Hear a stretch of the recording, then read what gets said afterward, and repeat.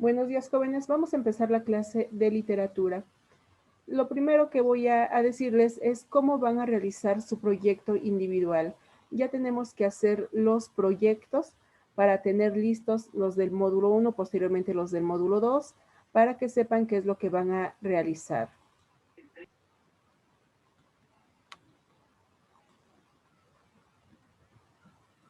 En el proyecto de cuarto semestre es la sustentabilidad, pero cada una de las materias pide algo que se apega más bien a su programa, es como nos lo plantea la UAM. Su primer trabajo, el proyecto individual 1, es la elaboración de un cuadro comparativo en el que se analicen los elementos de los géneros literarios que pueden ser el épico, el narrativo, el lírico y el dramático. Ya habíamos hablado acerca de ellos, las características que tienen. Por ejemplo, cuando hablamos del género literario épico, les decía que la épica es una narración en donde vamos a tener las características que tienen que ser bélicas. En la épica debe haber dioses y debe haber héroes. El género narrativo es cuando ya no se cumple con esas características, que aunque se cuenten historias, esas pueden ser reales o ficticias, pueden abordar cualquier tema, tienen tiempo, personajes, espacio, narrador, que es lo más importante, por eso se llama género narrativo. El género lírico es el que se refiere a la poesía, y en la poesía se puede escribir en verso o en prosa. Generalmente su principal característica es que sea en verso, tiene métrica, tiene ritmo, tiene rima. El género dramático es el de las obras de teatro, y el de las obras de teatro, su principal característica es que tiene diálogos, que debe ser representado sobre un escenario, que tiene acotaciones y que tiene personajes. Esas son las características de los géneros literarios. Aquí se evalúa que responda a la pregunta, ¿qué características son determinantes para clasificar a los textos literarios? Pues ustedes van a dar cada una de ellas que ya tienen en sus apuntes o lo investigan si quieren ser más amplios. ¿De qué características? Se los acabo de nombrar. Si es épica, 3 características. Tiene que ser tema bélico, dioses, héroes.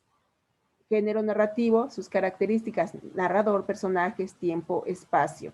Género lírico, verso, rima, estrofas, dramático, diálogo, personajes, acotaciones.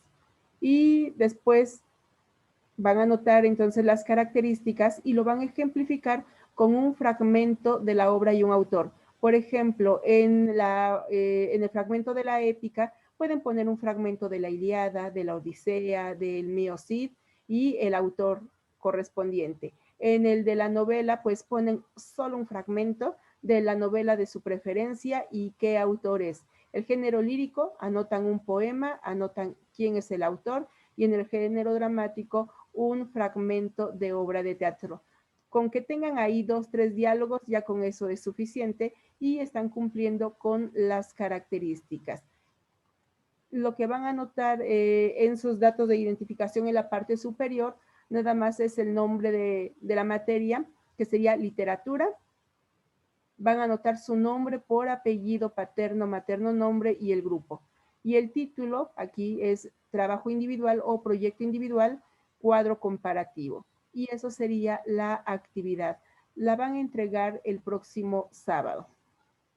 ¿De acuerdo? De una vez les explico en qué consiste el trabajo colaborativo para que ustedes puedan saber. El trabajo colaborativo es muy sencillo. Van a leer un cuento que se llama La última noche del mundo. Esta la pueden conseguir en internet, está muy fácil, y si no, después se las proporciono. Van a leer y analizar los elementos que conforman un texto narrativo. Solicita realizar la lectura del texto narrativo que sensibilice hacia el eje temático del semestre. Propuesta: La última noche del mundo, es del autor Ray Bradbury. Ray Bradbury es un escritor de ciencia ficción. Se evalúa que identifique los elementos siguientes: el título, que es La última noche del mundo, el autor Ray Bradbury, van a leer sus datos biográficos para que digan el país de origen, qué tema trata. El tema es en general, por ejemplo, van a decir, está tratando acerca del tema de la muerte, tema catastrófico, es un tema de violencia familiar. Ustedes van a identificar el tema en general, que se puede definir en unas cuantas palabras. La trama es el argumento, ya, ¿de qué trata? Cuando hablamos de la trama, es de qué trata, es como una sinopsis. Personajes, ¿quiénes son los que ahí participan? Y van a acomodarlos en orden de importancia. ¿Quiénes son los importantes, secundarios y si es que hay incidentales? ¿En qué tiempo está siendo narrado? Si es en presente, si es en pasado, por lo tanto retrospectivo, si es alterno porque combina los tiempos, el espacio, el lugar o lugares donde se desarrolla la obra. Posteriormente a ello, van a contestar las siguientes preguntas. Reflexión a partir de la cita. La gente no grita la realidad de las cosas. Van a interpretar esta frase. ¿Qué quiere decir con la gente no grita la realidad de las cosas? Tienen que leer el texto primero para darse una idea. Esta, si pudieras diseñar un sueño recurrente en la población con la finalidad de ayudar a crear conciencia, ¿cuál sería? Esta sí es de manera individual, no viene en el libro. Si ustedes pudieran meterse en la cabeza de la gente para crear conciencia de que estamos acabando con nuestro mundo. Recuerden, si ya les comentó su tutor, el tema es la sustentabilidad o sostenibilidad, es decir, estamos hablando acerca de los problemas que tenemos ambientales, contaminaciones y cómo podemos solucionar esto porque estamos acabando con nuestro planeta, estamos deforestando, ensuciando de manera acústica, de manera visual, con basura en tierra, en mares. Entonces hay muchos daños que estamos haciendo. Ustedes, si pudieran meterse en la cabeza de la gente para que todos cambiáramos en la forma de nuestro actuar, ¿qué harían? ¿Cuál sería ese sueño que a lo mejor a base de que siempre se está repitiendo, con base en esa repetición, podríamos cambiar nuestra forma no solamente de pensar, sino de actuar? Tienen que decir, pues yo haría esto, que soñaran tal situación para a lo mejor, no sé, que estuviéramos siempre padeciendo de falta de agua, teniendo sed, viendo que los seres que amamos mueren de sed, para que a lo mejor así nos crea conciencia y dejamos de desperdiciar el agua. Ustedes van a diseñar esa situación. Si fueras el único sobreviviente ante una catástrofe, ¿qué mejorarías en tu vida? Esto igualmente es personal. ¿Qué mejorarían? ¿Qué canciones, películas, libros conoces con la misma temática, que es la del fin del mundo? ¿Y qué te ha hecho reflexionar? Recuerden que hay películas catastróficas donde hablan acerca precisamente de el fin del mundo, que hay grandes males que están acabando con la humanidad. Entonces, si hay canciones, si han leído alguna obra, algún libro, las películas, todo ello lo van a anotar. Y describe brevemente cómo te imaginas el mundo en 50 años. El mundo en 50 años, cómo lo verían en lo social, en lo ambiental, que es lo importante que nos lleva en este eje temático. ¿Cómo creen? ¿Creen ustedes que en 50 años habremos cambiado nuestra forma de pensar, que seamos más conscientes y que cuidemos lo que tenemos, que tratemos de recuperar parte de nuestro planeta y que los daños que hemos hecho pudiesen ser reversibles? ¿Qué haríamos? ¿O consideran que es más fácil que sigamos en el ritmo en el que nos encontramos ahorita y que cada vez vamos destruyendo más y más? Hay quienes pudieran ser optimistas, es decir, llegará un momento en que tengamos por la necesidad de cambiar nuestra forma de ser para tratar de mejorarlo. Pero también puede ser lo contrario y que es mucho más fácil seguir en la misma dinámica y cada vez dañando y destruyendo nuestro planeta. Presentación letrarial 12, interlineado de 1.5, título de la actividad, datos de identificación, es donde van a poner literatura, el grupo, su número de equipo y en orden alfabético los nombres de los integrantes que hayan participado en la actividad. Recuerden que cuando es trabajo en equipo, no importa si su equipo es de 5, 7 personas, 8, los que sean. Si trabajaron solamente 2, necesito que sí me pongan el título, qué tema está desarrollando su equipo, pero solamente el nombre de los integrantes que lo trabajaron, ¿de acuerdo? Porque me van a mandar un solo trabajo y cuando me manden ese trabajo me lo va a mandar el representante de grupo o de equipo, o tomo el primero si es que no lo tienen y le mando la calificación y a los demás también se los voy poniendo, aunque no necesitan entregar su trabajo. Pero si ustedes en su trabajo veo que están 7 integrantes, que son todos los del equipo, a los 7 les pongo la calificación. Si está excelente, si tienen algunos errores, yo les mando esa calificación a todos. Y si ustedes después alguien me reclama, es que solamente lo hice yo, mi equipo no quiso trabajar, o solo lo hicimos 2 y los 5 no, pues yo no tengo elementos para decirles es que sus compañeros no trabajaron, si es que ustedes mismos me están poniendo los nombres. Y recuerden que esos trabajos son evidencias que nos piden en la escuela y evidencias que se muestran a la universidad. Yo cómo podría decir es que este alumno no tiene calificación si sus trabajos tienen nombre. Entonces forzosamente tendría que darles una calificación a ese trabajo. ¿Queda claro, muchachos, que si sus compañeros no trabajan, no le deben poner su nombre? ¿No los escuchan? Sí. Muy bien, muchachos. Así es que si solamente lo hace uno porque los demás no, le deben de poner proyecto colaborativo, aunque solamente aparezca un nombre. Y como ven, este es un poquito más largo, pero va a ser realizado entre todos. Alguien podría dedicarse a decir, bueno, yo sé qué películas, libros y canciones hablan acerca del fin del mundo o cómo estamos dañando a nuestro planeta. Alguien puede hacer las reflexiones y diseñar el sueño de la humanidad. Alguien podría decir cómo se imagina el mundo en 50 años, pero mínimo tiene que ser un párrafo de 8 líneas. O sea, no pueden ponerle una línea o poner, ¿cómo te imaginas el mundo de 50 años? Peor, porque eso no nos está aportando nada. Tiene que ser descriptivo.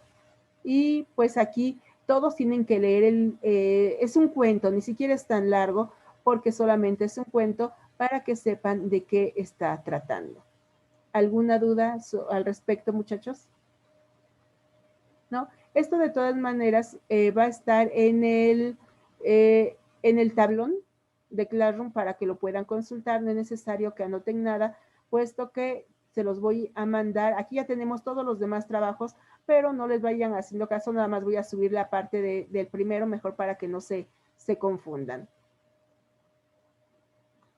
Bueno, eso sería todo. Lo van a entregar el próximo sábado, muchachos, su proyecto individual para que ya lo tengamos aquí presente y después se dediquen a realizar el proyecto colaborativo. Si alguien lo quiere empezar a realizar de una vez, puede hacerlo y puede entregarlo el sábado de la próxima semana. Así que el individual este sábado, el colaborativo puede ser el de la próxima semana. Si alguien le quiere avanzar para que no se sature con otras materias, pues ya que tienen la información y ya vimos cómo se hace eso, pueden hacerlo. Ahorita vamos a hablar acerca de los subgéneros literarios. Ya habíamos hablado, existen 3 géneros literarios. ¿Recuerdan cuáles son esos 3 géneros literarios? Y los acabo de mencionar ahorita que les expliqué su proyecto individual.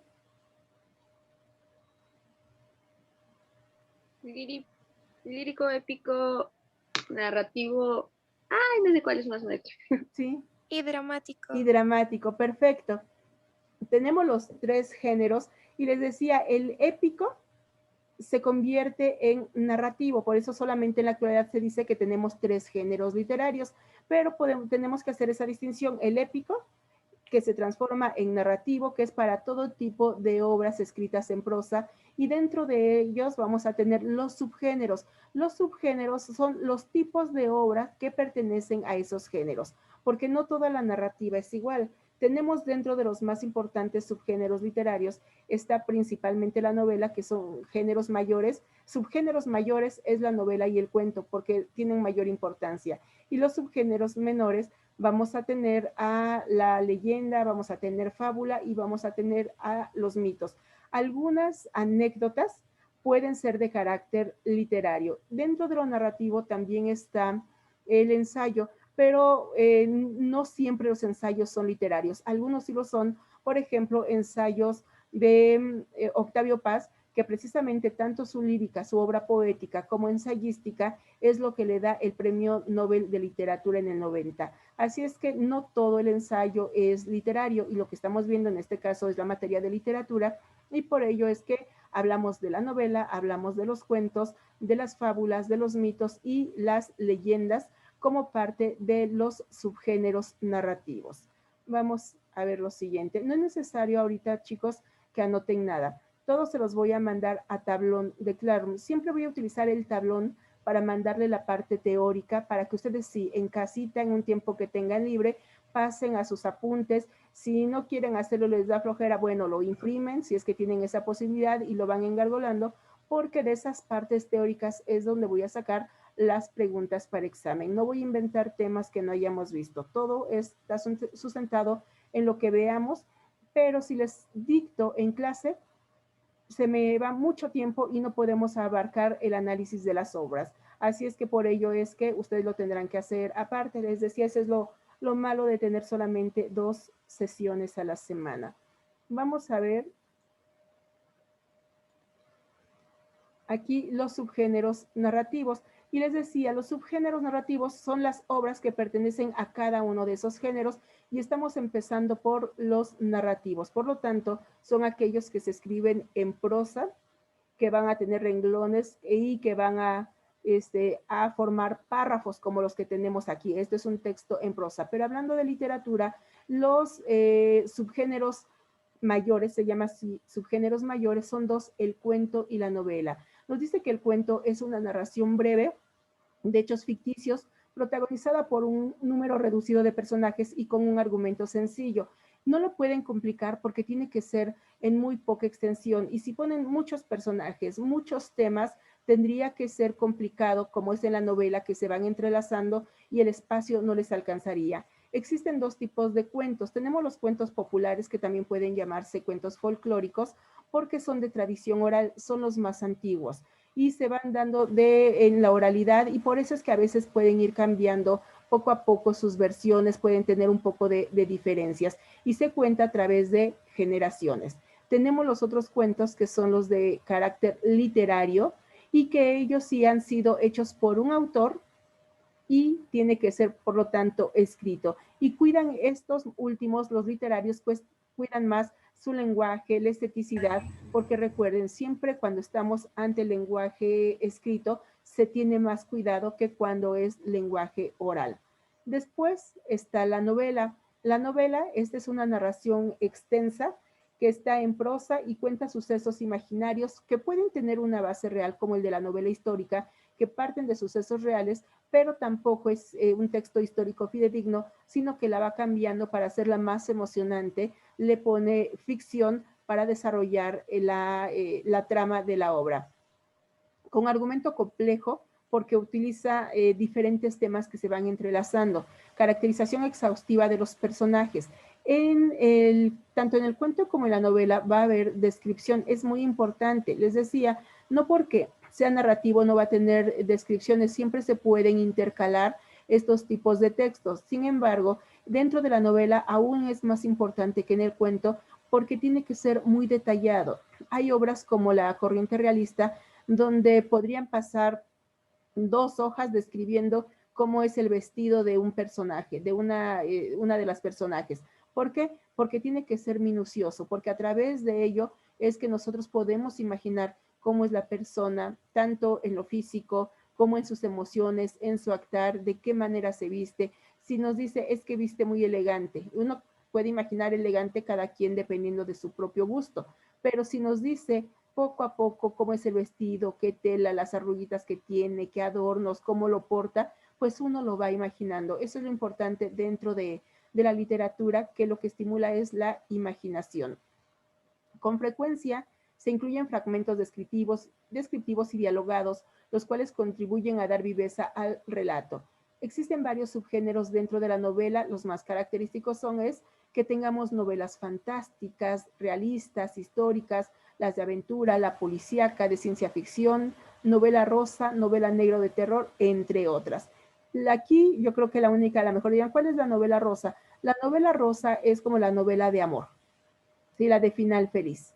A ella se le llama novela rosa. La novela negra o de terror es aquella que nos habla acerca de temas oscuros, de muerte, de asesinatos, de hechicería. Todo ello es parte de la novela negra o de terror y es a donde la que más gusta, por ejemplo, los góticos. Los góticos es lo que más leen este tipo de novelas.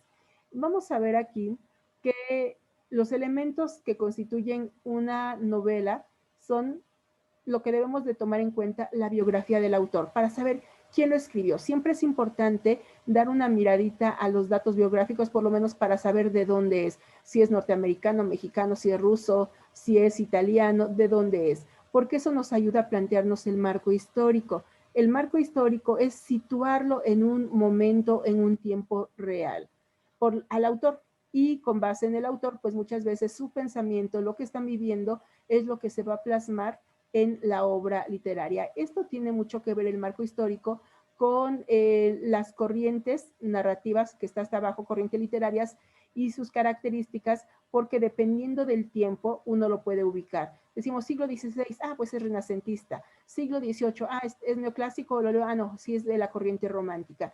A través de su marco histórico que situamos en un tiempo cronológico, podemos darnos cuenta de las características que plasma en cuanto a la corriente. El tema es en general, como decimos, ¿de qué trata? Es una obra fantástica, es realística, es histórica, es de aventuras. Así en una o dos palabras podemos dar el tema de lo que trata. Por ejemplo, el tema que les dije de Ray Bradbury, ¿de qué trata? Pues del fin del mundo. Ya con esto tenemos el tema de la obra de Ray Bradbury, La última noche del mundo, y decimos el tema, fin del mundo. La trama es el argumento. ¿De qué trata? Tiene que ser más amplio. ¿Sí? ¿De qué trata? Ya van diciendo, se trata de, y van contando de qué. La sinopsis es el resumen de la obra. Tenemos que ver también qué tipo de narrador tiene. El tipo de narrador es cómo se está contando la obra. Si es subjetivo, va a estar en primera persona. Si les digo, corrí tan rápidamente para que no me alcanzara ese león que se escapó del zoológico. ¿Qué tipo de narrador está ahí? Corrí tan Primera rápidamente persona. para que no me alcanzara el león. Primera persona. Primera persona. ¿Corrí quién? Yo. Por eso es una primera persona. Pero si decimos, Horacio corrió tan rápidamente, pues su vida estaba en peligro. Segunda persona. Tercera. En tercera persona, Horacio, él. No existe segunda, solamente existe la primera y la tercera. Entonces es una tercera persona porque estoy hablando de él. Horacio corrió rápidamente, pues su vida estaba en peligro. Y es tercera persona y se le llama narrador objetivo. Clasificación de los personajes. Sabemos que los más importantes, los protagónicos, son los principales, los que los acompañan, pero no son los protagónicos, son los secundarios, y los incidentales son aquellos que aparecen muy poco, que es el cartero, que es la persona que pasó por la calle, que es el niño que se cayó. Esos son los personajes incidentales. Su nombre adecuado es incidentales porque muchos dicen los primarios, secundarios e incidentales. Primario puede ser válido, pero su nombre más acertado es principales. Secundarios y los incidentales, pero no se les llama terciarios, ¿de acuerdo? El tiempo. El tiempo puede ser objetivo, que es el real si es que está sucediendo. Les decía, en una obra nos va narrando y generalmente son reales. Dentro del pensamiento de algún personaje puede haber tiempo subjetivo, que es cuando su mente está divagando y se encuentra en un lugar distinto al tiempo real, que es el que está sucediendo. Les decía, si nosotros estando ahorita en clase y les estoy explicando y esto fuera parte de una obra, estaríamos en tiempo real. Pero si alguien está pensando, ¿cómo voy a entregar el próximo sábado mi proyecto individual? Si voy a tener trabajo, voy a salir y no puedo entregarlo. Su mente ya está pensando en el próximo fin de semana y su tiempo es subjetivo porque solamente está en sus pensamientos. Modo narrativo. Tenemos modo narrativo cronológico, es el más frecuente. Casi toda la obra es cronológica, es decir, empieza de inicio a fin. Si ustedes me contaran su vida de manera cronológica, empiezan desde su nacimiento hasta ahorita. Si lo hacen de manera retrospectiva, es al revés, van de lo actual hacia el inicio. Me estarían contando su vida desde la edad que tienen ahorita y van hacia atrás cuando estaban a la secundaria, cuando fueron a la primaria, estaban en el kinder y cuando eran un hermoso bebé. Vamos hacia atrás. A ese también retrospectivo se le puede llamar analepsis porque está en pasado. En futuro también se le puede llamar prolepsis porque es en futuro. Este se ocupa muy poquito. Pudiera ser dentro de algunos fragmentos de la obra porque es muy difícil que se pueda mantener la prolepsis o narración en futuro dentro de toda una obra narrativa. Si decimos, fue en el año 2340 cuando la Tierra se destruyó. ¿Está en qué tiempo? Fue en el año 2340 cuando la Tierra se destruyó. En pasado, ¿no? En pasado, aunque les diga el año 3000 o 5000, está en pasado por los verbos. Tienen que tomar en cuenta los verbos. Y si les digo, en el año 1989 llegarán los extraterrestres. Pues pasado. No. Futuro, ¿no? Futuro. No porque ya pasó el año, llegarán los extraterrestres. Los verbos están en futuro, entonces tendrá que ser una obra en futuro, porque son los tiempos narrativos, no los tiempos cronológicos. Así es que tiene que ver con los verbos. Si los verbos están en futuro, pues es prolepsis o futuro. Si están en tiempos pasados, sería analepsis, pero generalmente es un tiempo cronológico, modo narrativo, los que se van desarrollando. Y por último, lo que se tiene que ver en el análisis de una obra narrativa es la corriente literaria. ¿Y cómo lo vamos a determinar? Generalmente nos da una idea el marco histórico o el tiempo en el que vive el autor. Y nosotros podemos decir, bueno, si es romántico, tiene que haber características románticas. ¿Cuáles son? Bueno, las características románticas, que es el narrador en primera persona, que trata temas como el amor, la muerte, el suicidio, y ya tengo aquí algunos elementos. Que hay locura, bueno, hay locura, que hubo mucha tristeza y llanto, voy poniendo las características para corroborar. Si yo digo que mi corriente es romántica, tengo que encontrar elementos románticos, porque si digo es romántico, pero encuentro solamente características que constituyen a otra corriente como el realismo o el modernismo, entonces aquí hay conflicto, o estoy mal en mi designación de corriente o esas características no le corresponden a esa obra. Por eso es que debemos saber a qué obra pertenece, ¿de acuerdo? ¿A qué tipo? ¿Dudas hasta esta parte? Chicos, ¿dudas? No, Miss. No. Bien, si alguno de ustedes tiene su libro, vamos a leer el día de hoy un cuento que se llama Lorenzo el Magnífico. Ustedes lo tienen déjenme encontrarles la página.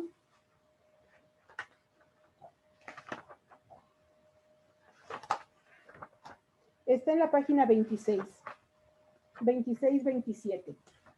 Los que no tienen libro, tengo aquí el cuento. Vamos a leerlo porque este texto nos va a dar una actividad que vamos a realizar. Las actividades están en su libro en la página 28.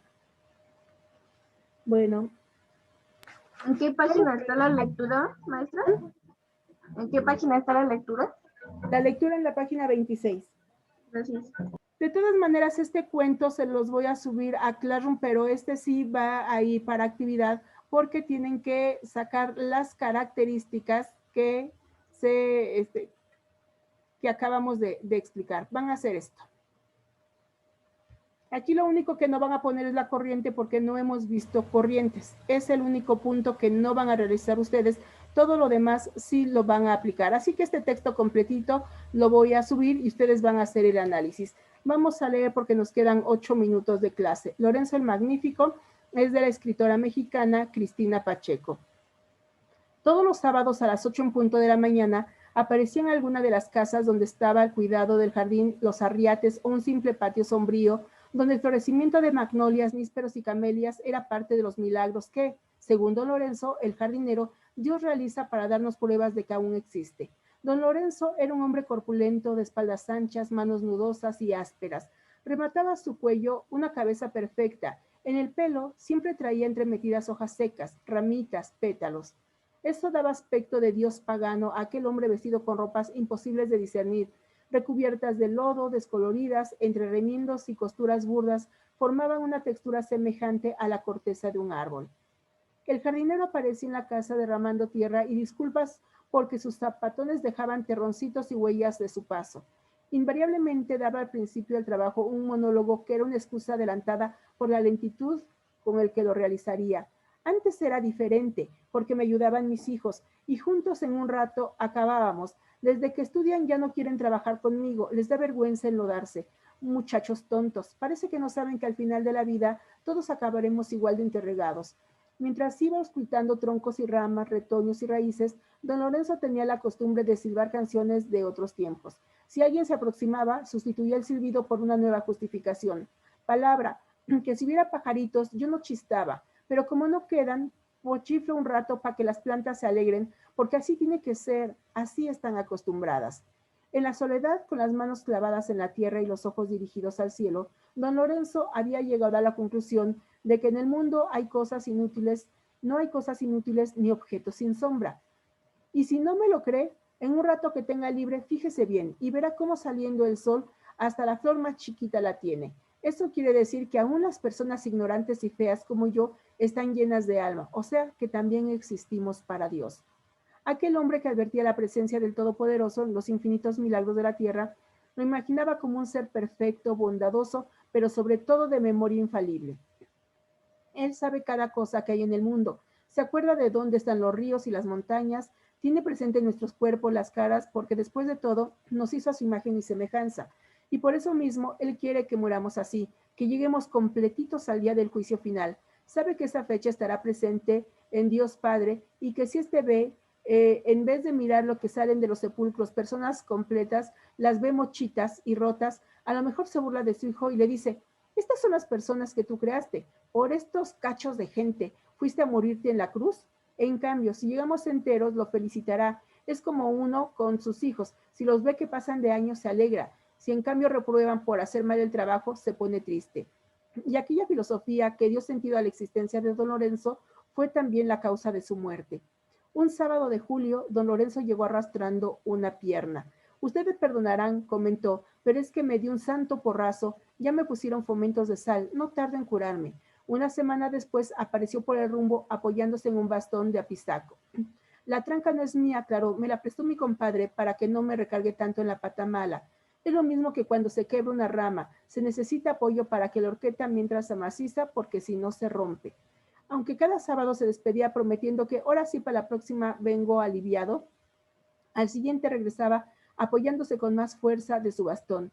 Ante sus conocidos y amigos no concedía importancia a la persistencia del mal, pero en las soledades de los jardines y patios confesó a sus flores predilectas, la cinia, el rascamoño, el clavel de poeta, que la pierna se le había empezado a ennegrecer y las punzadas le arrancaban lágrimas.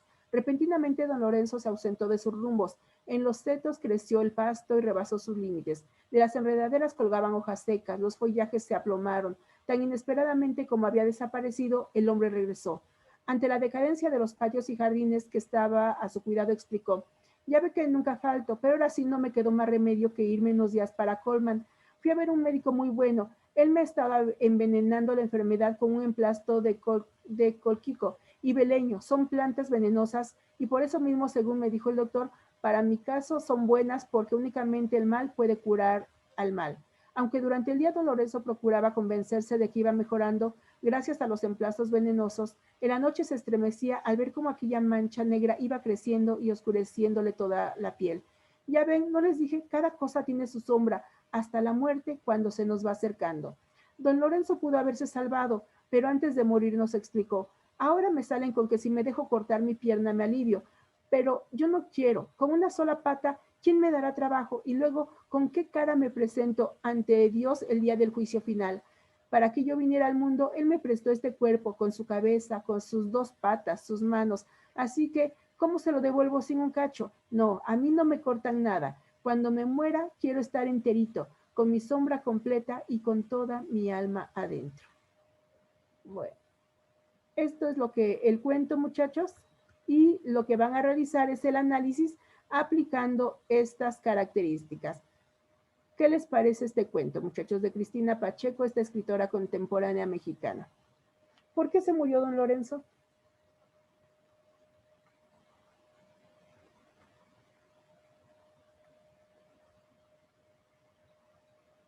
¿Qué enfermedad tenía? ¿Qué le provocó esa herida? ¿Qué le provocó? Y que lo llevó a la muerte. La putrefacción de su pierna. Ajá, le dio gangrena. Y la única forma de combatirla es siempre la amputación. Es la única manera porque se va putrefactando la piel y entre más avanza, pues más tienen que cortar. ¿Y él por qué no quiso que le cortaran la pierna? Porque decía que Dios no le iba a querer así o no le iba a aceptar. No lo iba a aceptar porque muchos decían, bueno, él decía, ¿cómo voy a presentarme incompleto, mocho, cuando él me mandó completo? Muchas veces las cuestiones religiosas son los que o nos ayudan a tomar alguna decisión o simplemente pues dejamos que las cosas sucedan y él por esas cuestiones no permitió que le ayudaran porque pensando no le darían trabajo y si no, pues su cuestión de fe, cómo se presentaría en el día de juicio final, así mocho y prefiere morir completo. A veces es cuestión de decisión propia y muchas de las ocasiones somos egoístas. Si ustedes estuvieran en su caso, ¿qué preferirían? ¿Que les cortaran o morir completos?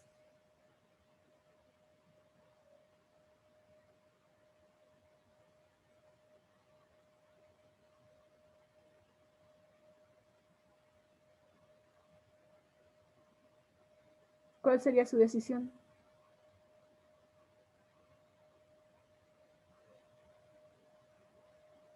Chicos. Porque a veces somos egoístas. Por ejemplo, en mi caso diría, no, pues, ¿para qué quiero estar incompleta? Yo personalmente diría, no, me muero completa, estaría como don Lorenzo. Pero ¿qué pasa si es un familiar nuestro, alguien que amamos con todo el alma y nos dijeran, es que pues o se corta la pierna o se muere? Uno diría, pues que se la corten, una pierna no hace a la persona y estarías vivo. Entonces a veces no es la misma decisión que uno toma para sí que para otros.